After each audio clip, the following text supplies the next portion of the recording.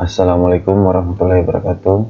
Perkenalkan, nama saya Aswawal dari Universitas Cyber Asia dengan NIM 200401010101 Prodi Informatika dengan dosen Bapak Ambros Makmur Rudolf Makeng, Sarjana Teknik Magister Teknik. Kali ini saya akan menjelaskan makalah yang telah saya buat di tugas kedua dengan topik Markov Chain. Markov Chain adalah sebuah metode terdiri dari beberapa jumlah keadaan atau stase yang antara keadaan satu dengan keadaan yang lain saling bebas. Markov Chain dapat digunakan untuk memodelkan sebuah sistem dinamis. Adapun tujuan dari pembuatan makalah di tugas 2 yaitu mempelajari lebih dalam tentang konsep Markov Chain dan memprediksi kemungkinan terjadinya perkembangan yang akan datang. Ada dua metode yang saya gunakan untuk Markov Chain, yaitu penggunaan dan konsep. Penggunaan Markov Chain.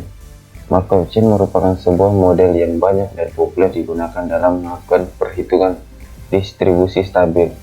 Distribusi stabil adalah suatu keadaan yang memiliki suatu sistem untuk suatu jangka waktu yang panjang. Adapun konsep Markov Chain, yaitu konsep Markov Chain baru diperkenalkan sekitar pada tahun 1907 oleh seorang matematisi Rusia yang bernama Andrei A. Markov, lahir pada tahun 1856 dan wafat pada tahun 1922.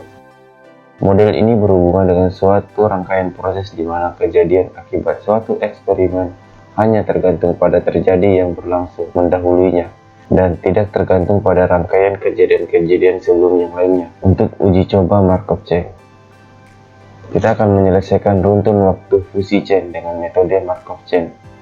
Adapun langkah yang pertama yaitu menentukan universe of discourse atau semesta pembicaraan. Data aktualnya yaitu U sama dengan D min dikurangi B1, D max tambah B2.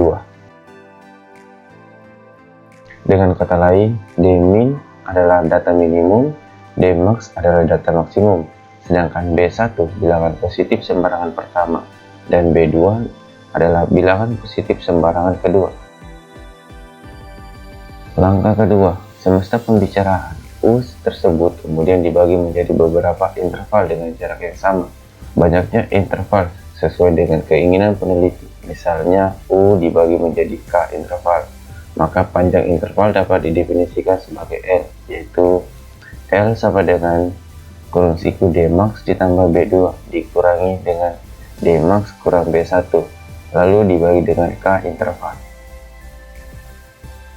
Langkah ketiga, mendefinisikan himpunan fusi pada U dan lakukan fusifikasi pada data histori yang diamati.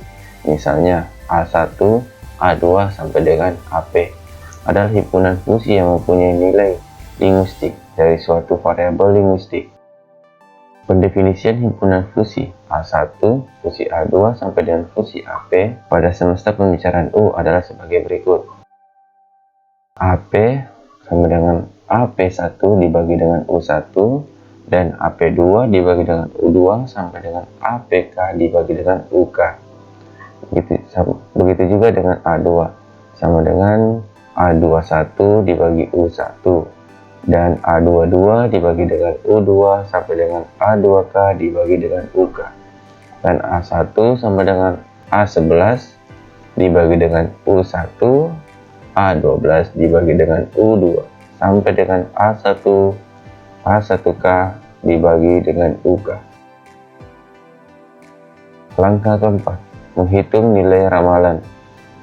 Pada metode runtun waktu fusi chain, terdapat beberapa aturan peramalan yang harus diperhatikan, yaitu antara lain, aturan pertama, jika hanya terdapat satu relasi logika fusi pada deretan kelompok relasi logika fusi, misalnya jika A, I, A, J dan terdapat pada periode ke T-1 masuk dalam AI, maka nilai peramalan FT adalah MJ dalam kurung T-1.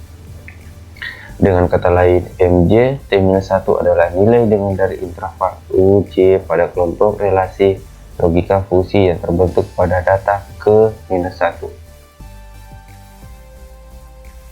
Aturan kedua, Jika terdapat himpunan fusi yang tidak mempunyai relasi logika fusi, misalnya jika AI itu tidak sama dengan 0 dan kemudian terdapat data pada periode ke T-1 masuk dalam AI, maka nilai peramalan FT adalah M1 adalah MI dalam kurung T-1. Dengan kata lain, MI T-1 adalah nilai tengah dari interval UI pada kelompok relasi logika fusi yang terbentuk pada data ke T-1.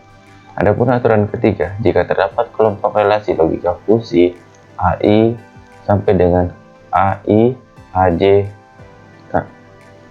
Aturan ketiga, jika terdapat kelompok relasi logika fusi AI ke AI, AJ sampai dengan AP, maka FT adalah nilai peramalannya sesuai untuk AI, AJ sampai dengan AP.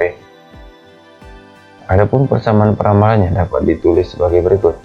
FT sama dengan M1 dalam kurung T-1 ditambah dengan M2 T-1 ditambah sampai dengan MP T-1 lalu dibagi dengan P. Langkah keempat, langkah runtun waktu fusi Markov chain menentukan matriks probabilitas transisi P berdasarkan kelompok relasi logika yang telah ditentukan pada langkah sebelumnya. Matriks probabilitas transisi Markov ini terdominasi P kali P, dengan P merupakan banyaknya waktu himpunan fusi probabilitas. Transisi stase dapat dirumuskan sebagai berikut. PIIJ sama dengan RIJ dibagi RI. Dengan kata lain, PIJ adalah probabilitas transisi dari stase AI ke AJ, sedangkan RIJ adalah banyaknya transisi dari stase AI ke AJ. Lalu RI adalah banyaknya data yang termasuk dalam stase AI. Matriks probabilitas transisi P dapat ditulis sebagai berikut ini.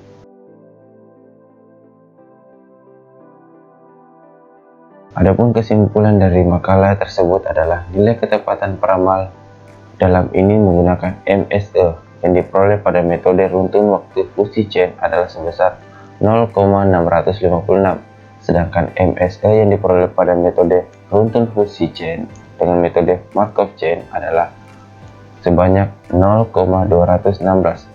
Berdasarkan nilai MSE yang diperoleh, metode waktu fusi Markov chain dipilih sebagai metode terbaik karena menghasilkan MSE terkecil. Semakin kecil maka semakin baik. Evaluasi kinerja model yang dilakukan pada data outsample menunjukkan bahwa model runtun waktu fusi Markov chain menghasilkan kinerja yang sangat bagus karena menghasilkan nilai MAPE di bawah 10%, yaitu 6,610%. Sekian dari penjelasan saya tentang makalah tugas kedua. Kurang dan lebihnya mohon maaf. Terima kasih. Assalamualaikum warahmatullahi wabarakatuh.